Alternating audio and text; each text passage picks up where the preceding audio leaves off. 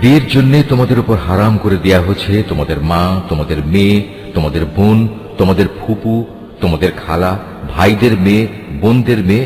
আরো হারাম করা হয়েছে সেসব মা যারা তোমাদের বুকের দুধ খাইয়েছে, তোমাদের দুধ খাওয়ার সাথী বোন, তোমাদের স্ত্রীদের মা, তোমাদের স্ত্রীদের মাঝে যাদের সাথে তোমরা সহবাস করেছ, তাদের আগের স্বামীর ঔরসজাত মেয়েরা যারা তোমাদের অভিভাবকত্বে রয়েছে।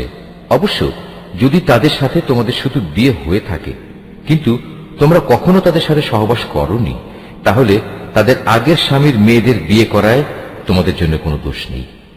তোমাদের জন্য তোমাদের নিজেদের ঔরসজাত ছেলেদের স্ত্রীদের হারাম করা হয়েছে। উপরন্তু বিয়ের জন্য তোমাদের উপর দুই বোনকে একত্র করাও হারাম করা হয়েছে। তবে যা কিছু এর আগে সংগঠিত হয়ে গেছে তা তো হয়েই গেছে। সে ব্যাপারে অবশ্যই আল্লাহ তাআলা বড়ই ক্ষমাশীল ও একান্ত দয়াবান।